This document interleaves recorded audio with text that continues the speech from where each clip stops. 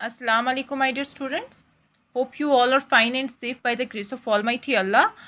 Dear students, today we are going to study a topic from class 7 science book, and the name of the topic is neutralization, and it's from page number 62.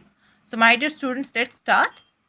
Dear students, neutralisation पढ़ने से पहले हम समझेंगे कि neutral क्या होता है। Neutral किसे बोलते हैं? न्यूट्रल वो चीज़ होती है जो ना ही एक जो दरमियानी बीच में होगी, इन बिटवीन होगी। यानी कि फॉर एग्जांपल अगर कहीं पे कन्फ्लिक्ट है, एक पार्टी एक बात बोल रही है, दूसरी पार्टी दूसरी बात बोल रही है, अब तीसरा बंदा ऐसा है ना तो वो एक पार्टी के साथ है ना तो दूसरी पार्टी के साथ है, वो क्या बोल रहा है, मैं दोनों के साथ बराबर हूँ, तो उस चीज़ को हम न्यूट्रल बोलते हैं। अब अगर हम केमिस्ट्री में देखें तो न्यूट्रल सबस्टेंसेस किसे बोलते हैं?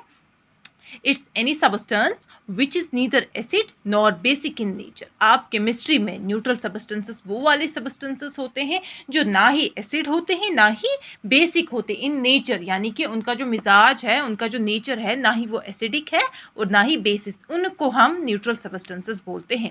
अब इन्हीं न्यूट्रल सबस्टेंसेस की क्या होती है? न्यूट्रलाइजेशन। इसी चीज़ में हमें पता चलती है कि न्यूट्रलाइजेशन क्या होता है। अब न्यूट्रलाइजेशन किसे हम बोलते हैं? इट्स ए प्रोसेस और chemical reaction in which acid and bases are mixed with each other in order to neutralise the effect of acid और बेस। न्यूट्रलाइजेशन एक ऐसी प्रोसेस है, एक ऐसी केमिकल रिएक्शन है जिसमें हम एसिड और बेस को आपस में मिलाते हैं, मिक्सअप करते हैं। क्यों मिलाते हैं? ताकि इन दोनों को मिलाने से अगर कोई एसिड है उसका एसिडिक नेचर ख़त्म हो जाता है और बेसिक है तो बेसिक नेचर ख़त्म हो जाता है। इसका मतलब किसी चीज़ का नेचर, एसिड या बेस का नेचर चेंज करने के लिए हम दोनों चीज़ों को मिलाते हैं, मिक्सअप करते हैं और उसी प्रोसेस को हम न्यूट्रलाइजेशन बोलते हैं।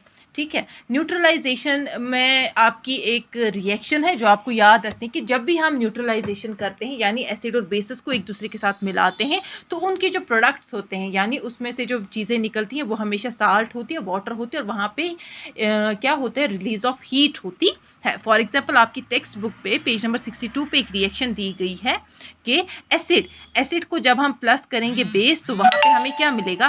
Salt, water and heat. Acid हमने यहाँ पे कौन सा लिया है?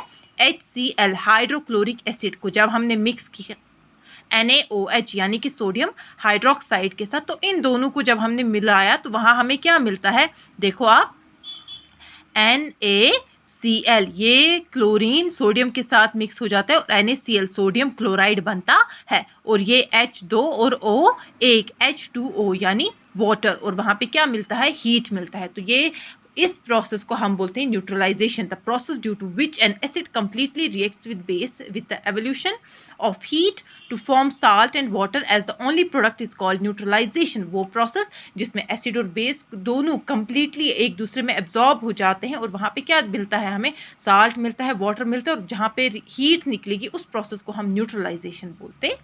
ठीक है। So this is enough for today. In the next topic हम डिस्कस करेंगे कि न्यूट्रलाइजेशन का डे टू डे लाइफ में क्या असर होता है। Thank you so much.